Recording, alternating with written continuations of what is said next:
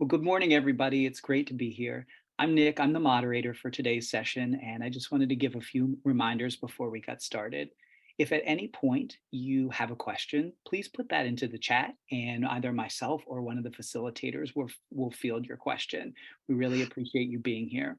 Also, as well, this meeting is being recorded, so I just want to make sure you're aware of that.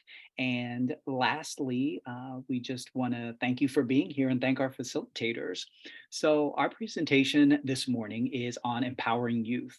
We'll be hearing from presenters covering topics about creating pathways to the future for our female identifying and non-binary youth and bridging the educational gap through SEL courses, tutoring support, and gendered mentoring. Thank you again for being here with us today as we dive into this work being done across the city to advance equity for our students in the School District of Philadelphia and to move us forward toward a space of hope and healing. For our first presentation, we have Lillian Knoerzer, Miranda White, and Niah Lombo-Sierra, who will be presenting Empowering Female Identifying and Non-Binary Youth. Lillian is the Partnership Manager and Internship Coordinator at Girls Inc. of Greater Philadelphia and Southern New Jersey. She is responsible for facilitating and cultivating relationships between Girls Inc. participants and industry partners, as well as identifying opportunities for career exploration, professional development, service projects, philanthropy, post-secondary planning, and internships for the advancement of Girls Inc. and their participants. Miranda is the post-secondary success coordinator at Girls Inc. of Greater Philadelphia and Southern New Jersey. He is the ambassador club coordinator and oversees their alumni association. And Niah is the Eureka coordinator at Girls Inc. of Greater Philadelphia and Southern New Jersey. She is responsible for planning and facilitating for all future and current participants and families in the Eureka program. I'll now turn it over to Lillian to get us started, and I'll start sharing the presentation. Great, thanks, Nick. So I'm Lillian Knoerzer, and I'm with Niah and Miranda, and we're here to talk to you today about Girls Inc. and one of our newest initiatives called Project Accelerate. So we're really excited to be with you today to talk to you about that. So our mission is to inspire all girls to be strong, smart, and bold. We work in partnership with schools and at our Girls Inc. centers, and we focus on the development of the whole girl. She learns to value herself, take risks, and discover and develop her inherent strengths through the combination of long-lasting mentoring relationships, a pro-girl environment, and our research-based programming. We believe that this equips all of our girls to navigate gender, economic, and social barriers and grow up healthy, educated, and independent. You can go to the next one. So that's a look at our mission statement that I just read. You can go to the next one. So a little about us. Girls Inc. National was founded in 1864 to serve young women experiencing upheaval right after the Civil War. We have grown since then to a network of 77 affiliates across the US and Canada, and we're in 350 cities and 1,200 sites, delivering our research-based and curriculum-based programming. Go to the next one. So Niah and Miranda and I work at the Greater Philadelphia and Southern New Jersey affiliate. We are the only affiliate in those two states currently, so we have a really wide reach. So a little about us, if you go to the next one. We were founded as Teen Aid in 1961, and then we joined the Girls Inc. network in 2002. Our programming is delivered in partnerships with 30 schools across Philly and Camden, New Jersey, and in our centers. We're located in South Philly in the Bach building. The Philly School District is one of our premier partners. Many of our programs are in the Philly schools, and we really deeply value our relationship with the school district. So thank you so much for having us today. In addition to partnering with schools, we also have several out-of-school time programs. You might hear us mention like Discovery, Bold Futures, STEM Gems, Project Leap, Rising Stars, Eureka, and Ambassador Club.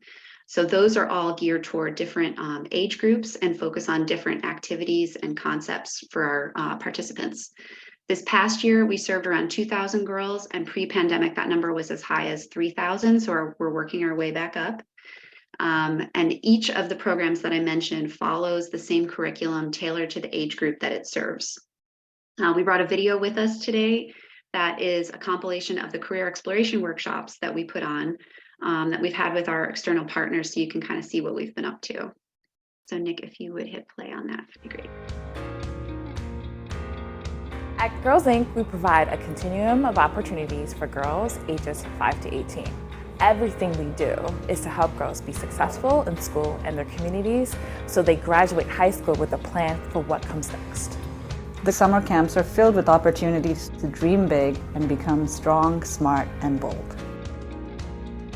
We are in dire need, as every other automotive manufacturer is, of mechanics. And women are underrepresented in that field. I'm hoping to make them more aware that there's opportunities out there for them. We had to go through magazines and pick colors that we would think people would love to have for a car. We learned how to greet people with love. I share our love and saying you're awesome.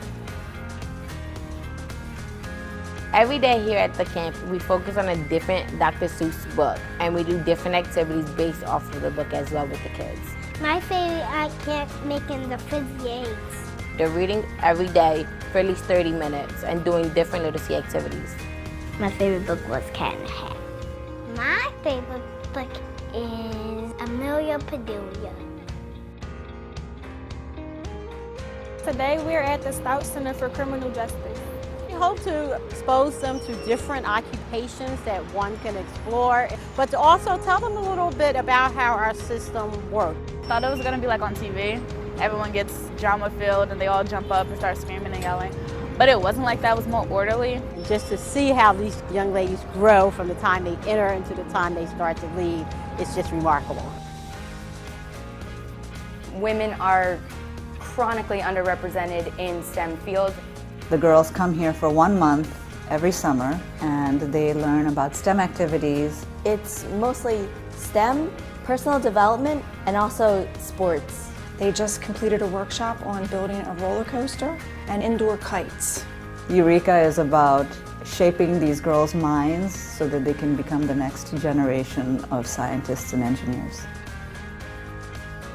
The Deloitte Academy is a 3-day program designed for high school students to learn skill-based communication and leadership skills. And giving them mentorship, so it's an adult that they can connect with as they continue to move on. We've been learning a lot about defining our own self, facing different challenges, but still having that grit in ourselves. It allowed me to realize who I was as a communicator and to realize how to communicate with others. I really want to advocate for people and just enact change in the world. When I grow up, I want to be a cop. I want to be a forensic scientist, biologist. I want to be a surgeon. I want to be a Girls Inc. teacher. I am strong, smart, and I am bold.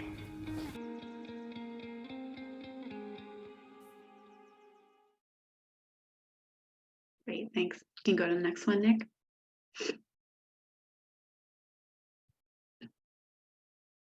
All right, so historically we have served girls 5 to 18, but in recent years we've gotten some feedback from our alumni, and it's becoming more and more clear that ongoing mentorship through college and early career is needed. So many of our alumni are the first in their family to attend college and also need guidance in starting those first critical internships and into their first careers. So with this in mind, 7 Girls Inc. affiliates came together to launch Project Accelerate in 2021 with the financial support of the Equality Can't Wait Challenge. Equality Can't Wait was initiated by Pivotal Ventures, which is the investment company created by Melinda French Gates, with help from the Mackenzie Scott and Dan Jewett and Charles and Lynn Schisterman Family Philanthropies. Equality Can't Wait addresses 4 key issues, including economic participation and opportunity, political empowerment, health and survival, and educational attainment. So Project Accelerate really fit right in with what their goals are. So we go to the next one. So looking at the reality of women in the workplace, women in the workplace are overlooked in a big way. Women are almost half of the workforce in the US, but they still only earn an average of 82% of what men earn. Women of color account for only 4% of C-suite leaders. Only 1 in 4 organizations is making the advancement of women a top priority. And there are fewer women in the pipeline now to fill executive roles than there were in 2019. Project Accelerate is aimed at changing those statistics and just creating more space for women. So what are our goals? The ultimate goal of Project Accelerate is to address inequality in the workplace, particularly the absence of women of color in positions of influence and leadership.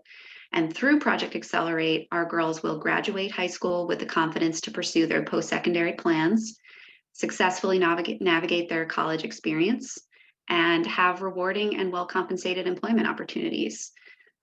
So the program seeks to elevate these young women's trajectories through college and career, and we're doing that by leveraging our partnerships with corporations and social impact organizations to ensure meaningful and paid internship positions and post-secondary planning and support. Go to the next one. So here's a look at our strategy for meeting those goals that I just mentioned.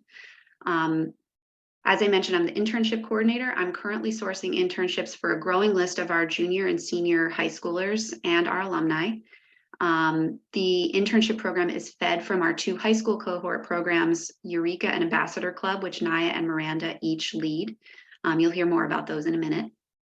Prior to internships, we're providing career readiness workshops around resume writing, public speaking, mock interviews, dressing for success, office life Q&A, navigating privilege in an office, any topic that a young person might need help with before they start their professional lives. And then for our younger sophomore folks, we provide job shadowing opportunities at companies across the city so that girls are exposed to kind of more of the day-to-day in different workplaces. We host parent nights where parents can come for info on scholarships and financial aid, and ask questions about the next steps for their child's post-secondary plans. And lastly, we have an alumni association. After participation in our programs, we like to stay in touch with our alums. We just launched an app in October of 2022, so it's pretty new. But that app is designed to provide professional development resources for all of our alumni. Right, you can go to the next one.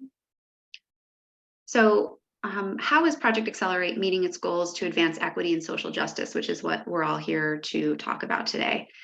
We are doing this by increasing access and inclusion by prioritizing advancing women, in particular young women of color, into positions of influence in the workplace.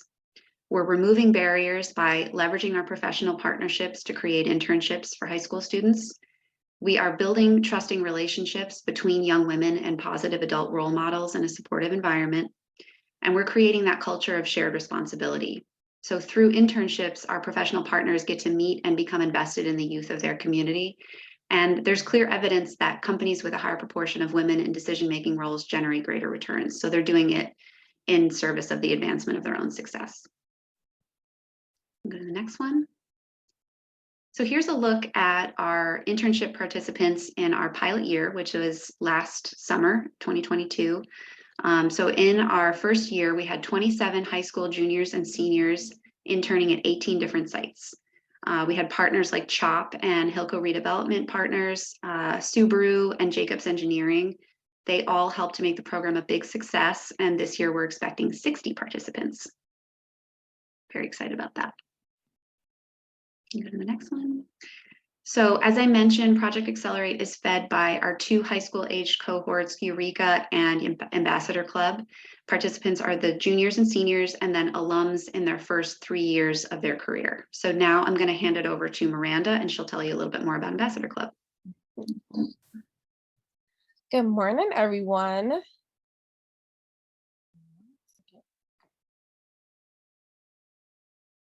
So my name is Miranda White, and I'm the Post-Secondary Success Coordinator with Girls Inc. of Greater Philadelphia and Southern New Jersey. And as my coworker Lily stated, I do oversee the Ambassador Club, as well as the Alumni Association. So what is Ambassador Club? Just bear with me because technology is not my friend today.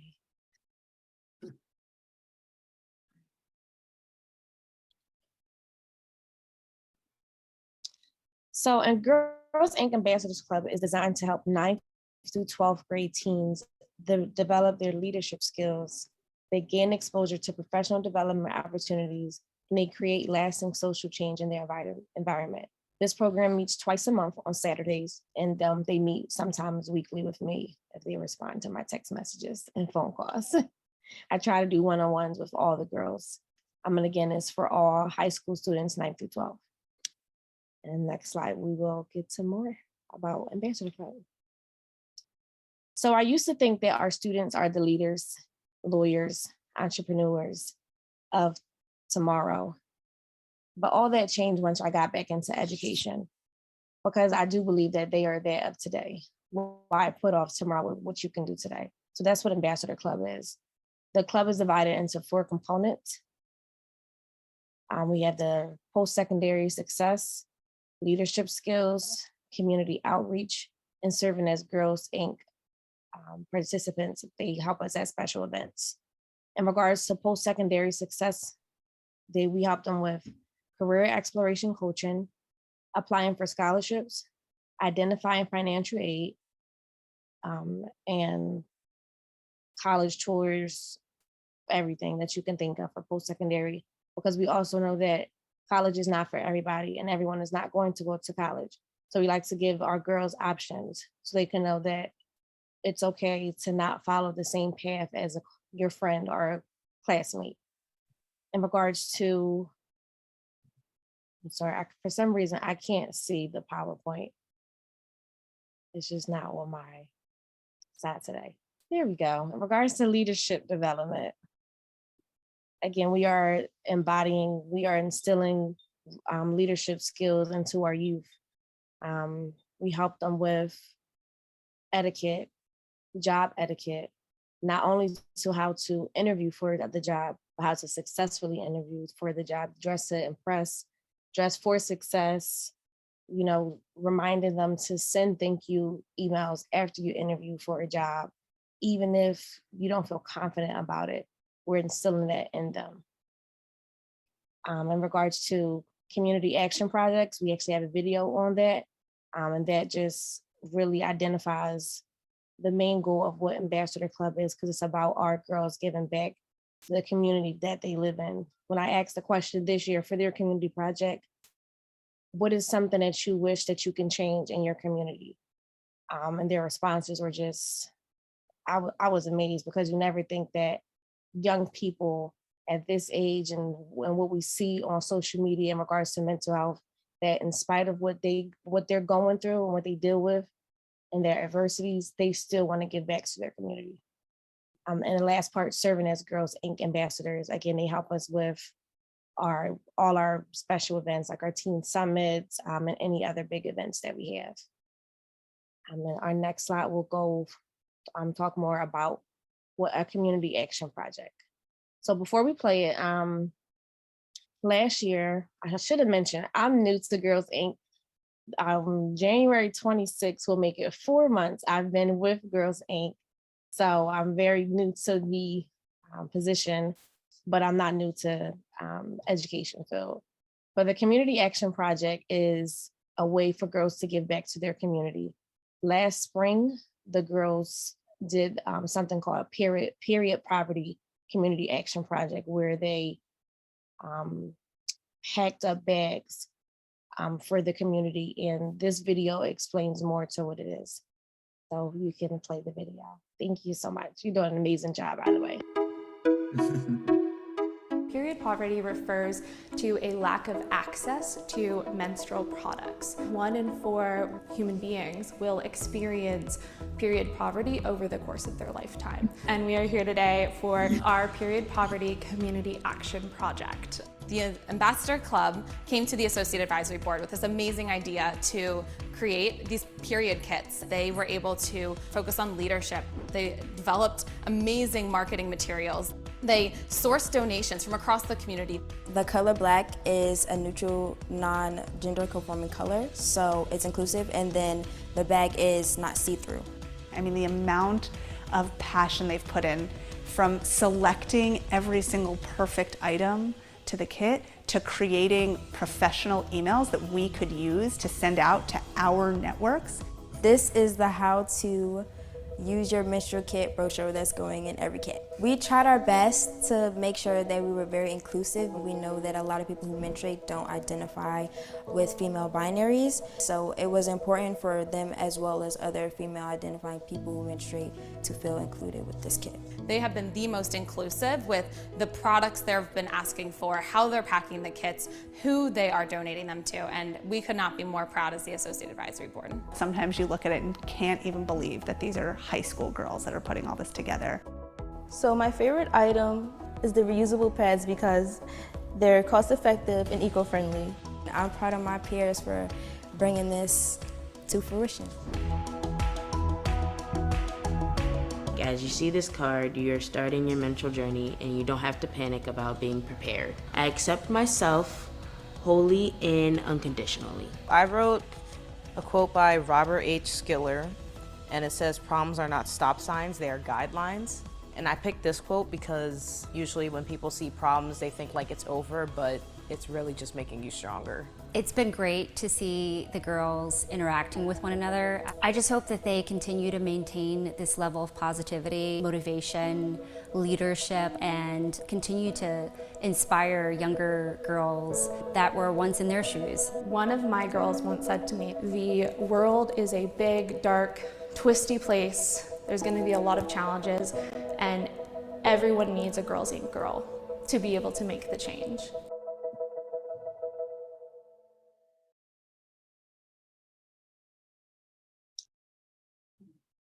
Thank you. We can go to the next slide. So yes, that is what the Community Action Project looked like from last year. And this is something that the girls themselves pick out. This is just because I am the facilitator, I have no say. This is what they want to do, and we support them, as well as the Girls Inc. Associate Advisory Board, which you saw some of them in the video. So they work directly with them, and they are also their mentors. They help them get internships, and they just give them overall guidance. Yes. So right here is my contact information, and there are 2 QR codes. As Lily mentioned before, Girls Inc. works with 5 through 18-year-olds. So on one side, I believe it is the left side, it's the general application for all the programs, not just Ambassador Club or Eureka. It's for all programs. Because if you have a student, a girl that is not a high schooler, you can still sign them up to be a part of one of our organization. And then another QR code is a direct access to our website.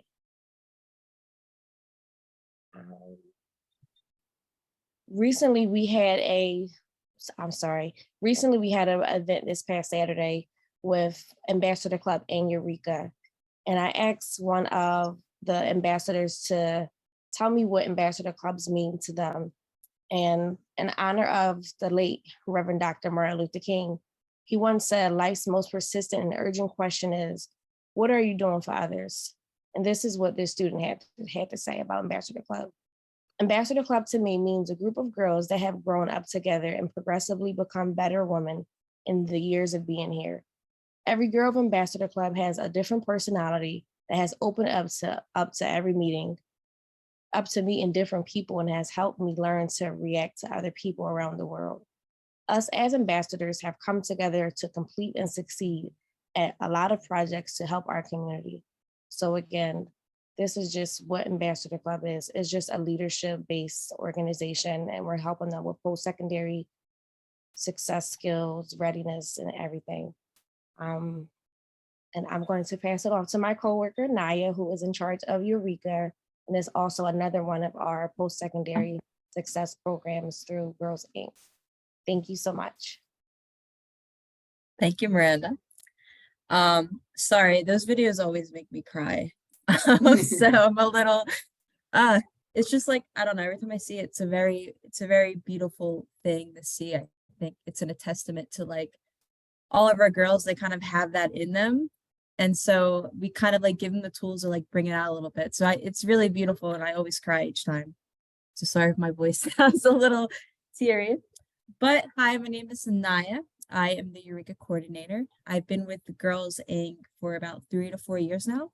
I started as a college intern working in our other programs, and now I am in charge of the Eureka program. The Eureka program is a 5-year intensive STEM program for high school girls. So we have them through 8th through 12th grade. And the goal is to kind of help them build confidence and skills through hands-on opportunity in the STEM field. So science, technology, engineering, and math. The Eureka program, we're actually opening a Camden, New Jersey one this summer. So that's really exciting. We're going to have 2 for this affiliate. Eureka started under our Girls Inc. Nationals initiative, Operation SMART. And that's launched in 1985 to help dismantle gender stereotypes about STEM and invite girls into those fields working hands-on. Go to the next slide for me. Thank you. So our goals in the Eureka program, we have a bunch of goals, but I think the ones that we kind of follow through with our programming is that we want to help our students stimulate the ability to think like STEM professionals inside the program, outside of the program. We think it's really important to kind of go through it with that inquiry-based model and just not question everything, but, you know, learn a little bit more about it. We want to also capture their attention and expand their confidence within those fields. And I think another important thing that we do is we also want to engage their parents and caregivers. We find that when we involve them in those processes, they not only lift up their students, but they kind of help them along that process as well. Go to the next slide for me. One thing I think that makes not only Eureka, but also Ambassadors Club different is how we engage with our college partners. So we partner with 2 colleges. Drexel University acts as our kind of like our home base. So every session that we have at Eureka, which is once a month for each cohort, we're at Drexel University learning in their college classrooms. Drexel also is our home base for our 4-week summer camp for our 8th and 9th graders. They have STEM professors actually run the STEM portions of it. And then our other partner is Indiana University of Pennsylvania. So they offer our older students with college-age mentors, and they also do overnight trips to their campus. Throughout the school year, they provided specialized workshops for our students. We kind of gauged what we thought each cohort needed. So for our 8th graders, which we call our rookies, we did high school application processes. We brought out Philly parents also to help with that and kind of answer questions that parents may have. For our explorers, who are 10th graders, we thought around that age, that's usually when you start to get your first job. So we did interviewing skills, resume building. Both of our college partners have been extremely helpful. And I think it kind of gives our students that comfortability of navigating that college campus. I know when I was a 1st-generation college student, and I had major imposter syndrome every time I went on campus. So we kind of wanted to open that up to the girls that not only is this environment made for you, but this is something that you can navigate and feel comfortable in. So I thank our college partners for helping us provide that environment for our high schoolers. To the next slide for me. And what I like to call our program magic, we try to do this with each session. We want to build our session around STEAM, which is science, technology, engineering, arts, and math. So this year we're starting to introduce that arts element to it. We've done a lot of things with our students. So for sciences, we've done forensics with them. We've done engineering, data analysis. This year, we're going to be doing biomedical. So they're going to make prosthetic arms. We're also going to do environmental sciences, which is pretty cool. Another component, we try to do 25% sports and wellness. So this year, we're actually going to continue our partnership with the U.S. squash team to get more girls playing the game of squash. We do things, we've done yoga, we've done self-defense with our students. A lot of it's kind of seeing what they need and giving it, like adding on to what they're already learning. And then last, we do 25% of personal development. So each one kind of varies for the cohort and the grade, but we've done things from alcohol and drug prevention to financial literacy, health and sexuality, and post-secondary readiness. We kind of want to not only provide them with the STEM component, but other aspects that would build them up as future scholars. Do the next slide for me. Thank you. Another component I think that adds on to the Eureka magic is working with professional communities, and the Ambassador Club does this as well. But utilizing our funders and sponsors and professional communities, we provide our students with a hands-on exposure to a variety of fields and positions. And so we would call that our career exploration workshops. We think it's really cool to invite these professionals out to talk to our students and kind of either talk about the day in the life, skills needed, and any hands-on workshop that kind of replicates that community. In this picture right here, we took this summer, our vets to Sprinkled Sweetness. This is a Black-owned bakery shop right off of South Street. She talked to our students about her experience starting off as an intern, not really sure that she wanted to go into baking, and then she had an internship at a bakery, and now she owns a really good bakery shop, Sprinkled Sweetness. Check it out.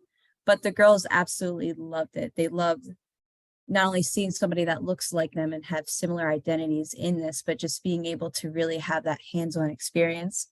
They ended the workshop with a cupcake decorating party, which the girls absolutely loved. But yeah, I think it's really important to provide that, kind of show them that this is a path that they can take. I always like to tell my students, there's knowledge in knowing what you like, but also knowing what you don't like. And so getting that exposure at a young age, you start to figure that out. And if you go to the next slide for me. And so we actually just opened our application process.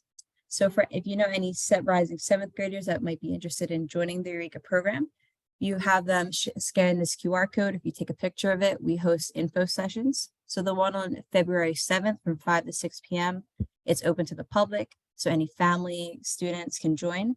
And we'll simply talk a little bit more about the application process and a little bit about the Eureka program. And then I also do in-school sessions, info sessions. So if you want me to come out, I've come out during lunch, during homeroom, even just talking for 5 minutes. We find that it can be engaging. So if you'd like me to come out to your school, I'll put my info in the chat. Just send me an email and I'll be more than happy to. And then finally, to end my section off, Miranda's going to talk a little bit more about what happens after our girls kind of leave our hands. And this is a new initiative that we've done. So Miranda, you could take it away with the alumni program. Thank you. So as Lily stated earlier, after 18, just because they graduate doesn't mean they leave us. So in October of last year, we launched our first app to stay in contact with all our alum. And on this app, we post job opportunities within the city and state that they live in, internships. I work directly with all the alum, so I'm scheduling one-on-ones to meet with them at least once a month to see, although you may have graduated, but there is something called homesickness when you're in college.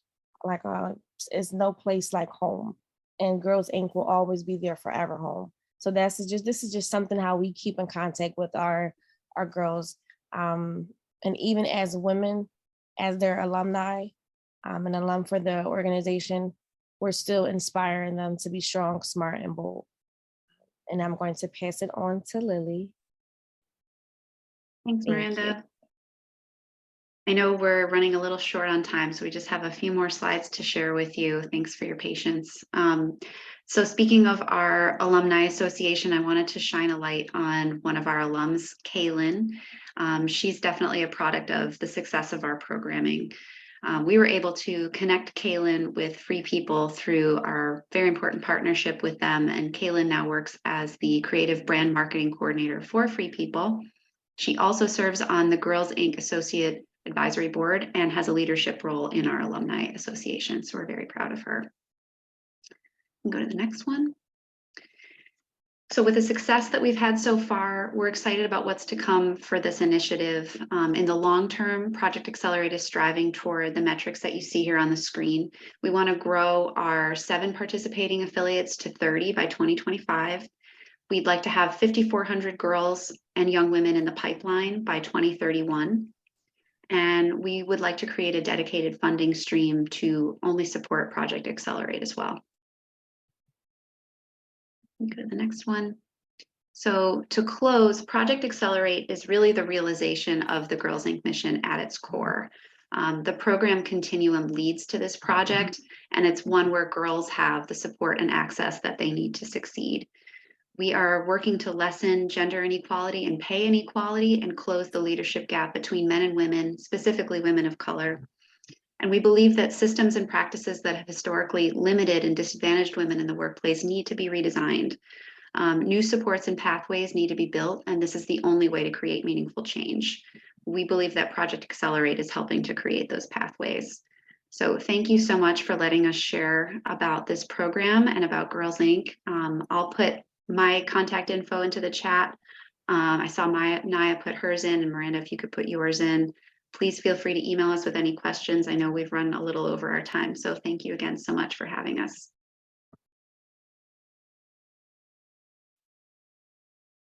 Thank you, Lily, Miranda, and Niah. Would you like me to drop your those links in the chat for the guests? That would be great. Thank you, Nick.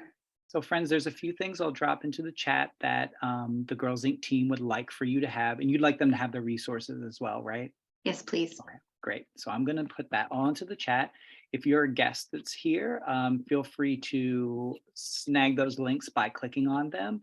And if you do have any questions for the Girls Inc. team, feel free to put those in the chat. Lily, Niah, and Miranda are going to stay on while Morgan is presenting. So if there are Girls Inc. related questions, you can still ask those. Lily, Miranda, and Niah are also going to hang around at the end. So if you have specific questions for them at the end of the session, you can speak to them as well. But with that, we're going to go ahead and shift to our next presenter. So I'm very excited. Thank you again, Lillian, Miranda, and Niah. For our next presentation, we have Morgan Moore, who will be presenting Educational Equity, Social Justice, and Golf, the Cobbs Creek Foundation's approach. Love it. Morgan is a proud Philadelphia native and a former third grade teacher. Morgan has spent her professional career serving the youth of numerous communities. Morgan's love of education and community involvement is demonstrated through her various positions in working with and teaching children.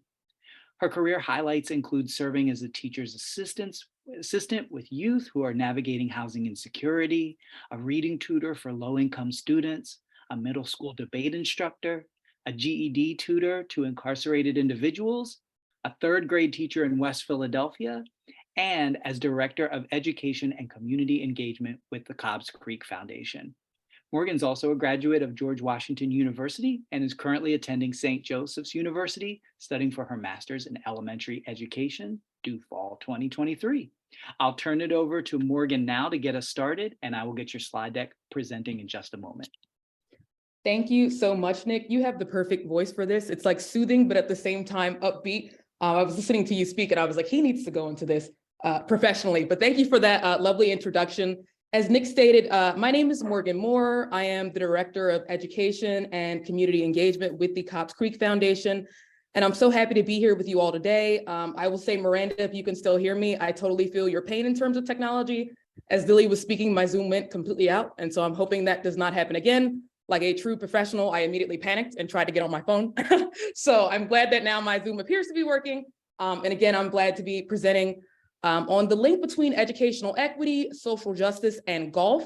And before I go into that, I will say that the Cobbs Creek Foundation is a 501c3 nonprofit. We are going to be renovating the Cobbs Creek Golf Course, in addition to building an education and community engagement center there on the course. That will really be the focus of what I'm talking about today, in addition to some interim programming that we will have.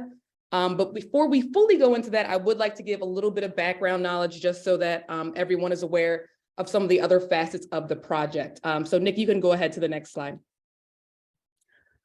So one of the coolest things about the Cobbs Creek Golf Course is that it's at the intersection of multiple different kinds of communities. It actually is in Overbrook Park, so that's the 19151 zip code. But on the other side of City Avenue is Lower Marion Township, Havertown, Upper Darby. It's literally a stone's throw away from 69th Street. So it brings a lot of different groups of people together, which I find particularly cool about it. I grew up in Winfield. So before I was ever a third grade teacher, I spent my entire life in Winfield. My father still lives there. My brother still lives there. And I passed the Cobbs Creek Golf Course often. I never saw anybody playing there, and I really didn't know anything about it. And one of the things that I think makes this project particularly special is Cobbs Creek Golf Course, history of racial equity. And I'll talk a little bit more about that in a second. So our mission is to create an economically sustainable golf and educational campus, which provides opportunities for all of the diverse youth youth of Philadelphia. Our focus is the youth in the immediate area, meaning Overbrook Park, West Philadelphia, Overbrook, Winfield, and we are very excited about that. The term economically sustainable, of course, is self-explanatory, but just to give a little bit of background, right now we are in a fundraising period. We are both publicly and privately funded. So this is roughly a $100 million project, of which we're at about 80 million. So once we've fundraised, all of the proceeds from the golf course will go directly back into the Education and Community Engagement Center, of course, with a small portion going just to the maintenance of the golf course itself. I think that's really what sold me about this project. I've always been a teacher or in education in some way. And I think it's awesome that people playing golf will be able to just help the community just by playing golf. So again, this is a project that's very different than any one I've ever seen before. And Nick, you can go to the next slide and I'll talk a little bit more about the history. So the history of Cobbs Creek Golf Course is unlike any other golf course that I am aware of. It was founded in 1916. Even at that time, it allowed African Americans and women to play, which of course is just unheard of. Charlie Sifford, who is the first Black PGA Tour winner, actually called Cobbs Creek home. He is a gentleman that was from North Carolina, and to make a very long story short, he was trying to help a woman who was a victim of domestic abuse, domestic violence, and she was Caucasian, and unfortunately he got into a physical confrontation with her husband, who was also Caucasian, and he had to flee up to Philadelphia. And so when he got here, he saw another African-American guy carrying some golf clubs, and he said, "Where are you going?" And the guy said, "Cobbs Creek." And pretty much the rest is history. Charlie Sifford is also responsible for changing the PGA Tour's Caucasian only clause, which was there surprisingly long. I believe it was there even up until the 60s, if I'm correct. So again, this is just a course that really does bring different groups of people together. And Tiger Woods, who we know, of course, is pretty much the king of Black golf, named his son Charlie after Charlie Sifford. So there's just a lot of intersections there of racial equity, and we are in talks with his family to offer a Charlie Sifford scholarship, but I'll talk a little bit more about that when we talk about the Educational Center. So oftentimes when I talk about this project, I meet people who are really thrilled about the golf aspect, or they're really thrilled about the education aspect, and not too many in the middle. I will say I've met one exception, and he is an Upper Darby School administrator. Shout out to you, Chris. Who loves golf, but of course also loves school because he's an administrator. And so he's equally excited about both parts, but that's quite rare. And I mentioned that to say that there are really two sides of the same coin when it comes to this project. The golf course directly funds the Education and Community Engagement Center. Again, we are a nonprofit, so all of those proceeds go back into golf course maintenance and entirely the Education and Community Engagement Center. We are excited about the kind of community impact that can have. As a former teacher myself, I know that it's not just about bringing kids academics. It's not just about bringing kids social emotional programming. It's not just about bringing kids scholarships. It's the whole package, right? The whole is greater than the sum of its parts. And so I think this project really exemplifies that. And I'll talk a little bit more about that when we talk about interim programming and some of the partnerships that we've built thus far. So right now, as I'm sure many of us are aware, Philadelphia is really at an interesting spot. I'm 28, and in my entire life, I have never seen or heard about this level of violence and this level of crime, and it's very unfortunate. I do think it's in part because of the pandemic. And so when we're talking about the necessity of this kind of work, we do need to look at where our students are. I grew up in Winfield, which is 19131. It also includes Overbrook. And certain parts of other parts of West Philly. Right now, I live in the 19143 zip code, which is Cobbs Creek and parts of University City. 19151 is actually where the golf course is, where I am right now on the trail. And as you can see, our students are behind, and this is by no fault of their own. Unfortunately, because of the pandemic, some of our students haven't really had school until this year, right? So they're in a hybrid method, or they're entirely in a virtual method. And my heart goes out to all those teachers during that point. And so because of that, part of our mission is to address some of the barriers towards educational success. And that means not only providing tutoring in reading and tutoring in writing and STEM programs, but that also means providing social emotional programming, programming that focuses on conflict resolution, programming that focuses on building a positive racial identity. And of course, programming that focuses on just providing the hard things that kids need, food drives, things of that nature. So again, when we talk about the necessity, it is there. And I'm glad that Cobbs Creek is really trying to be a part of the solution to the issue by addressing all of its different facets in different ways. So what is happening now? So the golf course itself is not going to be open until 2025. The educational center will be open in 2024. We're aiming for the end of next year. In between now and then, we have built relationships with many school partners. We have partnerships with Lewis C. Cassidy, Overbrook Educational Center, in addition to Lamberton School and West Philadelphia Achievement Charter. Those are all public and charter schools within the immediate vicinity of the golf course. Last year, we provided summer academic bridge camp programming to 2 of those schools. Now we're also doing weekly tutoring in math and writing at those schools. We have once a month Saturday fun days, which essentially are just community building days. We've had nonprofits like First Tee come in and give a little golf clinic to the kids. We've had nonprofits come in and do meditation and mindfulness. So typically these are done in conjunction with school administrators. We ask, how can we be good partners? What are some things that you would like to see out of programming in your ideal world? What would you like to see happen for your students? And then we do our best to make that happen.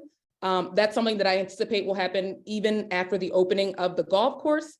We're also running bi-monthly social emotional programming in our 3 area schools, weekly mentoring programming.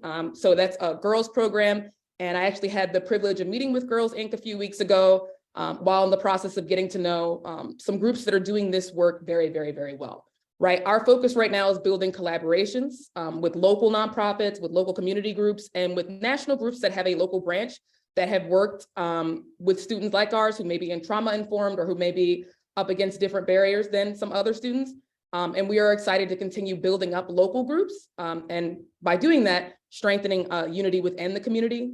We also offer special events at the school year round, in addition to PD for teachers, which is optional. Some of the things we've done for PD are meditation and mindfulness. And we've also done things on building strong relationships with students.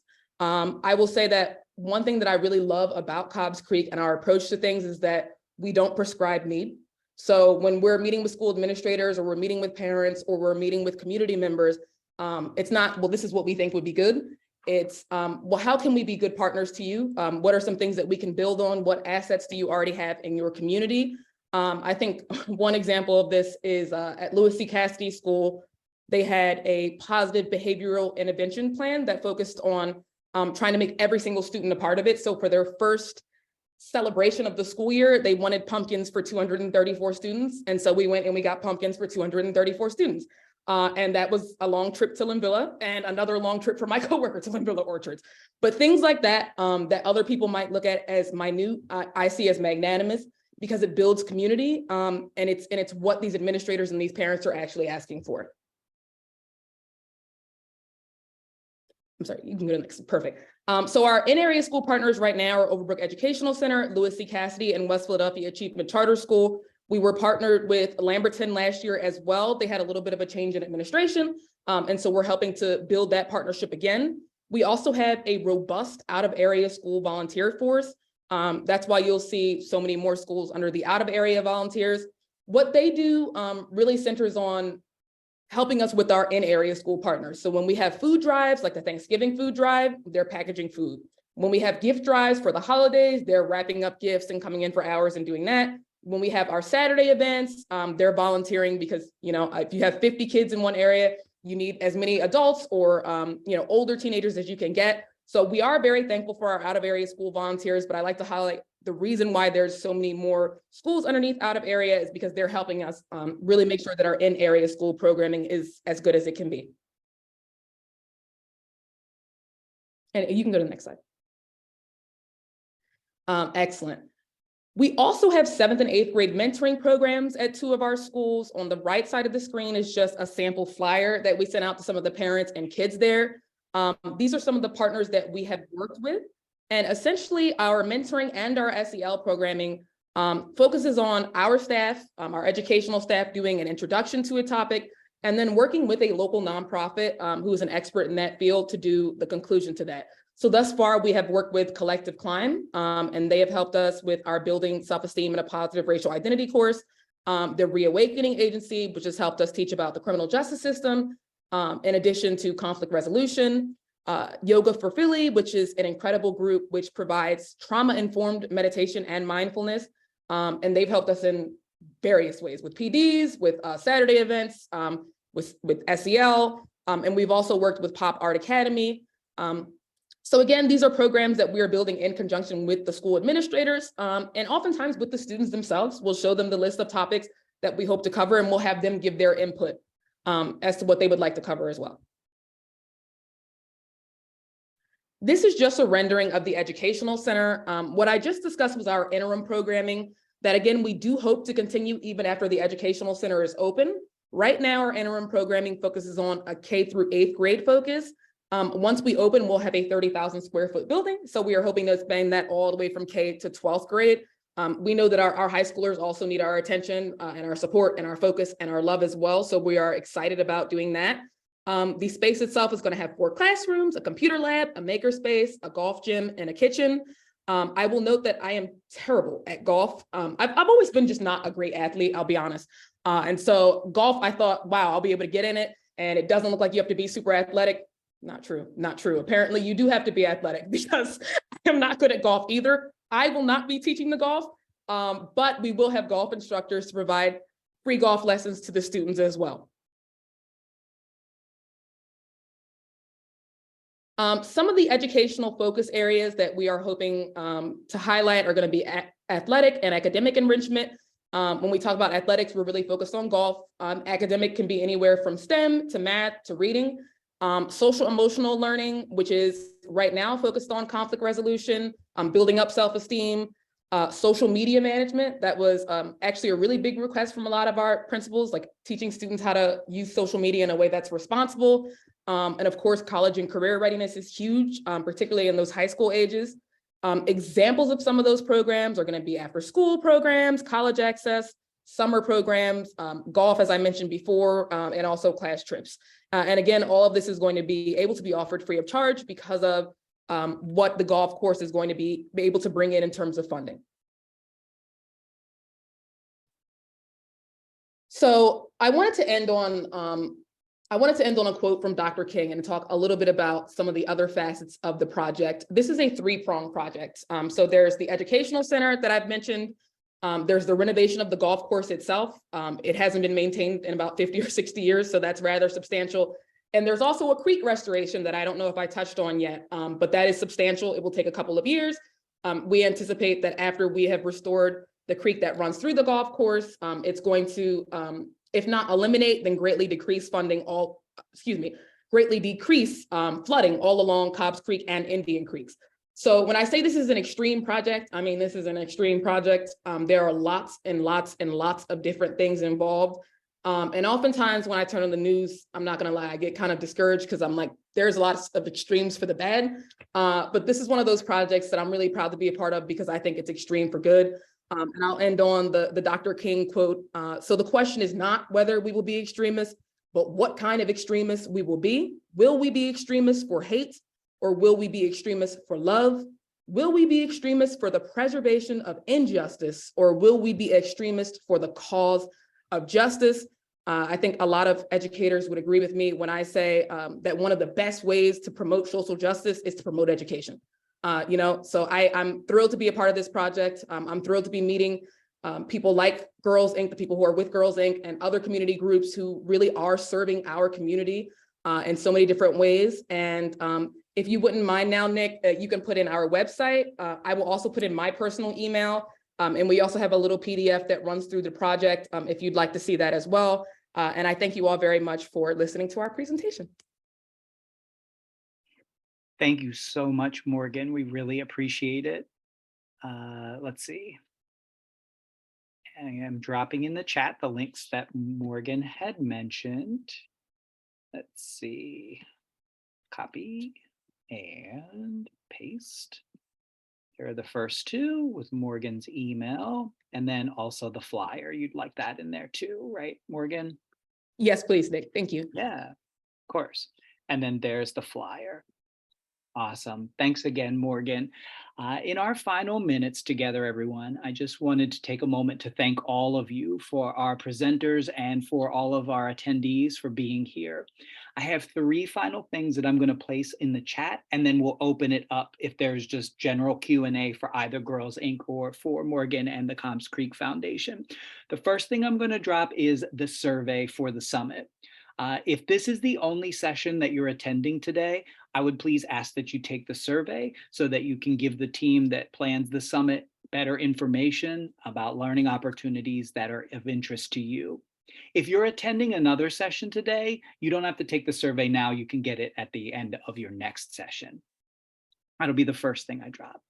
Second is the Office of Diversity, Equity, and Inclusion's Equity Coalition hosts a monthly series of lunch and learn events called Equity in Practice. I'm going to drop a link to that flyer if you're interested in that.